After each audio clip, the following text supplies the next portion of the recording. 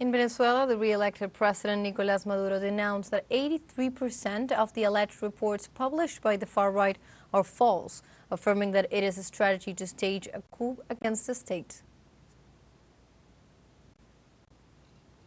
In Israel, due to international pressure, the office of the Prime Minister Benjamin Netanyahu announced on Thursday the willingness to resume negotiations on a possible ceasefire in Gaza.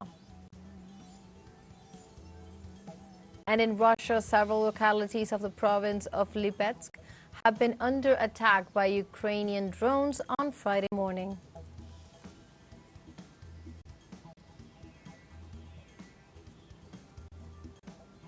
Hello and welcome to From the South. My name is Belén de los Santos. I'm from the teleSUR studios in Havana, Cuba. We'll begin with the news. In Venezuela, the re-elected President Nicolás Maduro denounced that 83% of the alleged reports published by the far right are false, affirming that it is a strategy to stage a coup against the state.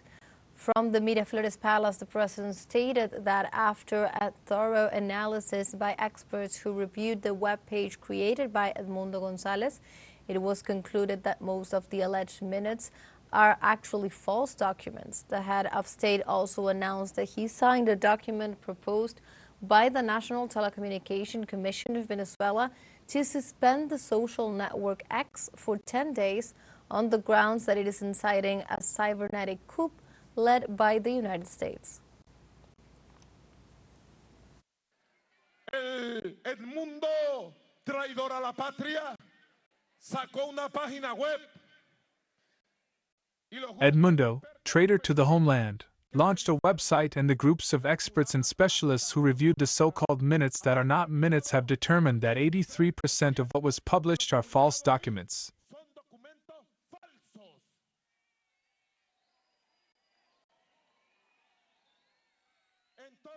So he does not recognize the Supreme Court, he does not recognize the Electoral Council, he does not recognize anyone, because this is a coup against the state. Against Venezuela. It is a fascist coup.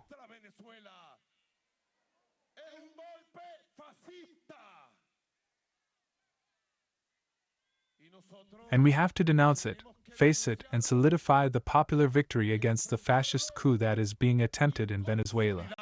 La victoria popular contra el golpe fascista que se pretende en Venezuela. And also on Thursday, Venezuela and Nigeria strengthened cooperation ties after the signing of agreements on energy matters. President Nicolás Maduro held a meeting with the delegation of Federal Republic of Nigeria, headed by Prince Arthur Esse, executive director of the company Atlas Oranto Petroleum. The main objective of the meeting was to deepen business alliances in the international sphere, as well as to strengthen the cooperation map in the energy area. In this sense, the Minister of Oil, Pedro Telechea, and the representative of the Venezuelan Petroleum signed the technical economic feasibility agreement for the development of the Barracuda area located in territorial and surface water of the Gulf of Venezuela, and the development of the Boca de Serpiente area located in the northeast of the state of Delta Amacuro. Los países del mundo deben cuidarse. The countries of the world must beware of interventionist policies against Venezuela. We will not accept interventionism on Venezuela from anyone, but absolutely no one. No matter what you call it, Venezuela respects all sovereignty, our internal life. Whoever interferes in the internal affairs of Venezuela will receive a slam of the door. Venezuela respects itself. We do not interfere in the international affairs of anyone. You will never see me giving my opinion. Porque Venezuela se respeta. Nosotros no nos metemos en los asuntos internos de nadie. Ustedes jamás me verán opinar. And President Nicolás Maduro also ratified that the investment of other countries in Venezuela are guaranteed for those that respect the sovereignty of the country and do not have interventionist policies.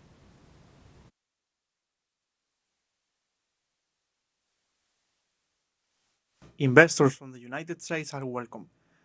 Welcome. There are political conflicts with the governments there. With the investor, we do not have any conflict. They are all welcome.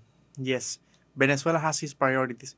We have our schedules, our time, and if we have 3, 4, 5 investors from an oil block and there is an investor who lets himself to be disturbed by the political noise, then we will give that investment of that oil block to investors from Africa or BRICS.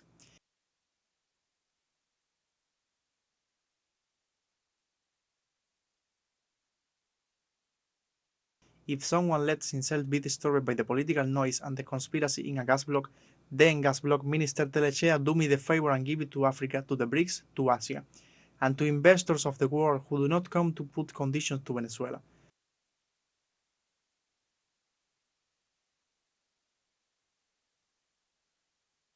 Otherwise, I ratify my word. With all the investors that I have met personally for months, the word is ratified. Their investments are guaranteed. We want to work with the world, but we want the world to respect us.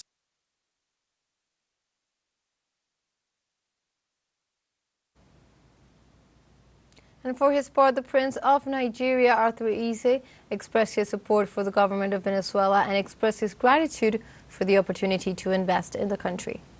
Estamos aquí, gracias a Dios, que nos trajo de vuelta. We are here thanks to God, who brought us back. We thank God because we have faced many battles. The last time we were here, we were very happy. We knew we were going to win, because the people are with you. The youth, the poor, I saw it with my eyes when I went to Nigeria. I say this man is going to win, because he has of his people. And so we started and we continued with the. It is a pleasure that you are here in this work, continuing them fighting, as Hugo Chavez did. And now we have Nicolas Maduro. It is a battle of God for our peoples, and the people are with you. We are here to thank God. We are here with you. We are here with you. Africa is happy and knows a lot about Venezuela. We want to come here. We want to come here. We wanted to come here a time ago, and that is why we are here, to invest. May God bless you and bless your people. Queremos venir aquí. And President Nicolas Maduro continues to receive the support of more sectors of the Venezuelan social forces. On Thursday, the communes took to the streets to defend the victory of their president. From Caracas, our colleague Roberto Hugo Presa with the details. Son conocidos como comuneros. They are known as communards. They come from the different organized communities that decades ago were created by the former President Hugo Chavez. They took to the streets of Caracas to defend the project of the Eternal Commander, today under the responsibility of Nicolas Maduro. The project of Commander Chavez was born, transferring it. It was clear that power had to reside in the people, that the people were the protagonists of their own history, of their own project for the construction of that homeland, of that community, of that municipality that we want, not the one they want to impose us. That is why today we are in the streets supporting the people and precisely our president, the maximum leader of the revolution, Nicolás Maduro Moro. The organized communities are clear that the victory won at the polls must be defended in the street in order to guarantee the revolutionary project and the well-being of the Venezuelan families. Since that 2012, on October 20, 2012, when Commander Chavez spoke to the Community or Nothing coup d'etat, when he told Nicolas Maduro that he was handing over the communists as his life, from that moment we understood that Commander Chavez did not hope in the sea, but transferred power to the people. But that he transferred power to the people, that is why we are here today defending the popular power to the communes, which is the vindication of the people. That is why we support the communities, and we give our support to Nicolas Maduro Moros, so that he may continue to strengthen the communities and the popular power. Thousands of commoners from several states of the nation marched to the Miraflores Palace, where President Maduro announced a new citizen consultation on August 25 to prioritize the needs of each community. He continues to give power to the people, which is what he said, and many surprises will come, and that surprise is for those of us who are on the ground, those from below, those he always helps, the people's power and the communal councils and the commune. In the last 2 weeks, different social forces mobilized massively to support the victory of Nicolas Maduro and condemn the coup attempts of groups financed by the ultra-right that was defeated at the polls on July 28. Roberto Hugo Presa, teleSUR, Caracas, Venezuela. Now let's take a short break, but remember you can join us on TikTok at teleSUR English, where you will find news in different formats, news updates, and much more.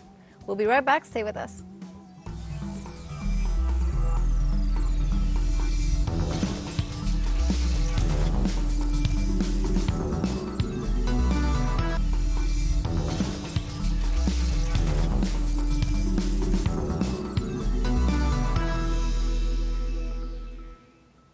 Welcome back from the South. In Israel, due to international pressure, the office of Prime Minister Benjamin Netanyahu announced on Thursday the willingness to resume negotiations on a possible ceasefire in Gaza. The proposal, which has been promoted by Qatar, Egypt, and the United States, will be considered by the Israeli negotiators as of August 15th. The mediators have indicated that there is already a framework of agreement to which only small details need to be adjusted.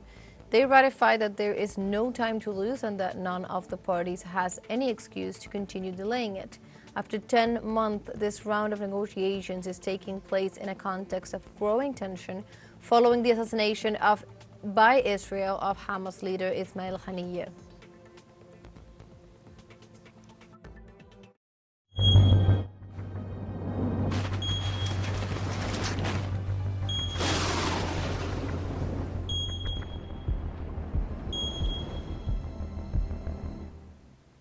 We now move on to other topics. In South Africa, at least 2 people missing and severe flooding after 2 dams collapsed in Riverlands and Chatsworth in the southern province of Western Cape.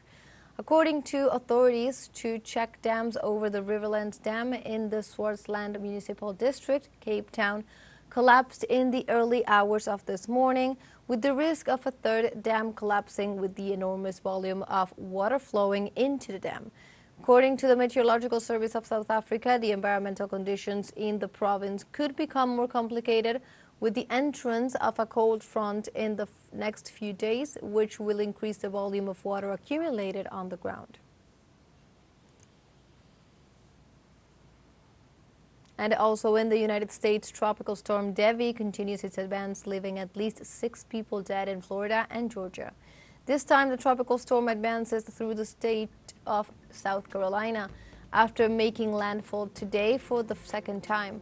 Authorities warned that Storm Debby could cause torrential rainfall, possible tornadoes, and destructive floods. In this regard, the Weather Service declared a state of emergency in the states of Florida, Georgia, South Carolina, and North Carolina. In other news, in Russia, several localities of the province of Lipetsk have been attacked by Ukrainian drones on Friday morning. The government has declared a state of emergency, while Governor Igor Artamonov informed that at least 4 provinces were evacuated to ensure their residents' safety. The regional leader explained that explosive objects were detonated far away from civilian structures after the attack. The Ministry of Emergencies confirmed that the Ukrainian drones damaged energy infrastructure and also caused a fire at the military airfield located near Lipetsk. Local authorities have confirmed 6 civilians injured and no casualties.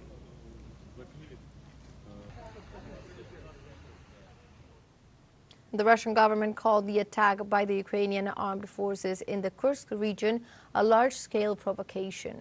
During a meeting with members of his cabinet, President Vladimir Putin announced plans to meet with senior defense and security officials to address the issue.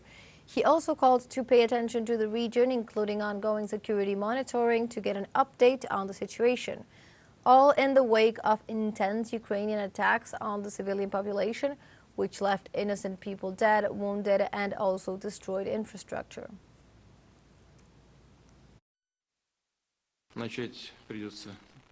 We will have to start with the events unfolding in the Kursk region. As you know, the Kiev regime has launched another large-scale provocation.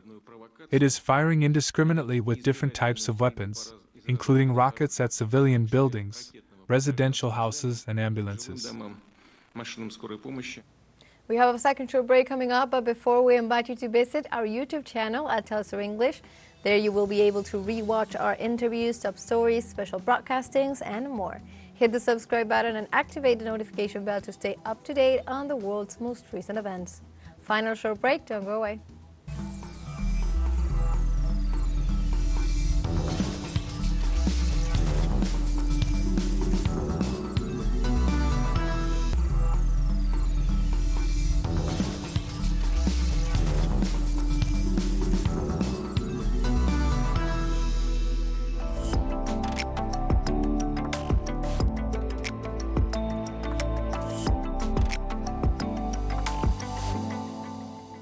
Welcome back to From the South. And now we make a tour of one of the cultural heritage of humanity, in this case in Jordan, to know an important archaeological site dating before the Common Era. This is the city of Petra. Let's see. Petra, which in Greek means carved in stone, is located in a narrow valley, close to that of the Arava Plain, between the Red Sea and the Dead Sea. In the mountainous region of Edom, Petra, erected by the Edomites in the 8th century BC, it was under Nabatean rule, who began to call it Rakhmah. It reached its maximum splendor in the 6th century BC, due to its location in the middle of the trade route, being an important crossroads between Arabia, Egypt, and Syria Phoenicia.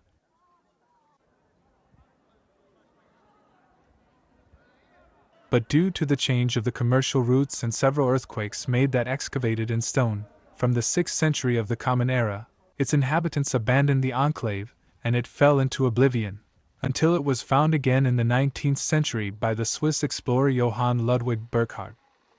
Much of the city is hidden under the sand, because of the storms of the latter, earthquakes and floods, which were burying it little by little. Point that only a minimum percentage of its buildings can be seen. That is why Petra is known as the Lost City.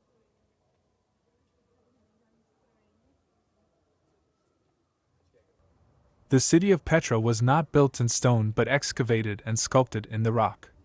It is an extraordinary and unique monumental complex. This made it to be included in the list of Cultural Heritage of Humanity of UNESCO in 1985, and included in the list of the 7 Wonders of the World. Some of the most important buildings of this city were built oriented to the equinoxes, solstices, and other astronomical events.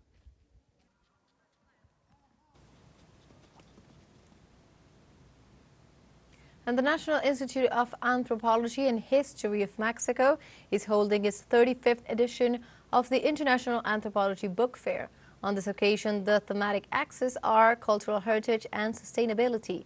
Antonio Aranda, our correspondent, has the details. Conferences, workshops, book presentations, music, dance, and cinema are part of the dozens of activities that take place during the International Anthropology Book Fair.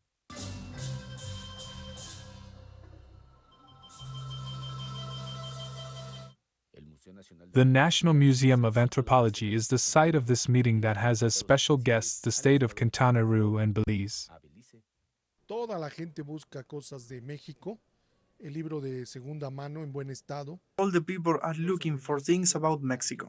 Second-hand books in good condition, books about Mexico, archaeology, about popular art, about regional history, about the history of the states, Oaxaca, Chiapas, Jalisco, all the states. And people look a lot for the regional history of Mexico. Here, in the Anthropology Fair, they look for the Mayan Codex, the Borgia Codex, the Bourbon Codex. All that they are looking for, there is a lot of demand. El Códice Borgia, el Códice Borbónico, todo eso lo buscan, tiene mucha demanda. The main theme of the cultural meeting is cultural heritage and sustainability, he explains. La Feria del Libro de Antropología e Historia por ser un encuentro particular. The Anthropology and History Book Fair, being a particularly academic meeting that deals with current issues, every year fundamental questions are raised. A thematic axis in which converges all the academic forums that take place here and also that are related to the guests of honor. On this occasion, Belize and Quintana Roo. Belize is a very close brother country, which at some point we share the civilization trunk called the Great Mayan Nation, with we share roots and cultural values, and Quintana Roo is one of the youngest states of the Federation, but it has a lot of history in issues such as social resistance. There was caste war. There are a lot of cultural elements and native people on which it's important to discuss. Special guests bring with them a sample of their flavors, landscapes, traditions, and stories, another way of preserving cultural heritage. Estoy viendo que están creciendo ahorita, no lo toman en cuenta y no lo comen. I'm seeing that those who are growing up now don't take it into account and don't eat it when we prepare it. Our grandchildren, our children don't eat it because we should teach them when they are young. I thought I had to take my steps to get it up and walk with those foods. Para levantarlo, así como dice, como levantarlo y caminar poco a poco. During 11 days, attendees will be able to enjoy special prices on books and 400 academic and artistic activities totally free of charge. The conservation of cultural heritage in Mexico and other Latin American countries also allows communities to obtain sustainable resources thanks to these sites. Antonio Aranda, teleSUR, Ciudad de México.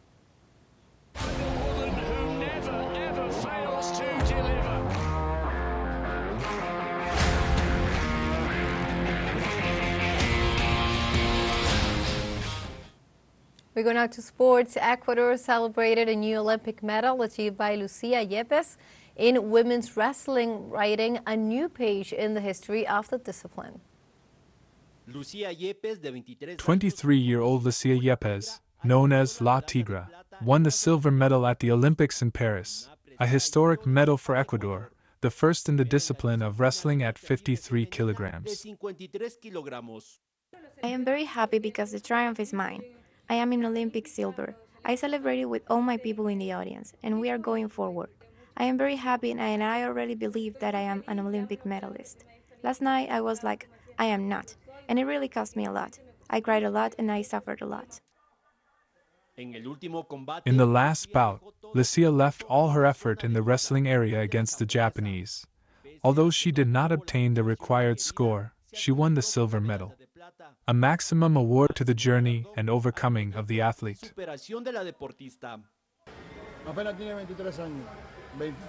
She's only 23 years old, and all that she has achieved, I believe that she has no limit. I believe that the limit is in the attention she's given, in the priority she's given, in the conditions she's given. Because now there is an important economic prize that is very important and necessary, but the attention, apart from the economic prize, is also very important.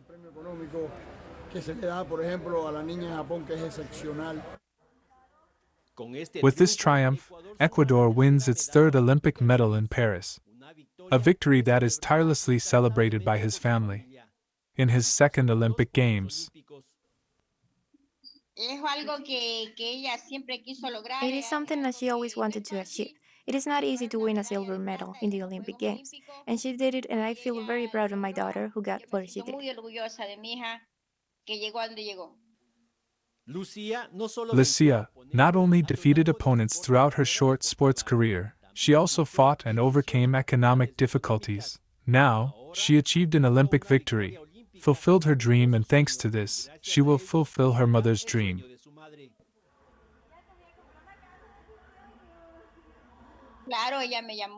Of course, she called me and told me, Mommy, I'm very happy, and it is a dream, and we are going forward. Lucia Yepes is now the first female wrestler to win an Olympic medal, writing a new page in Ecuadorian sport.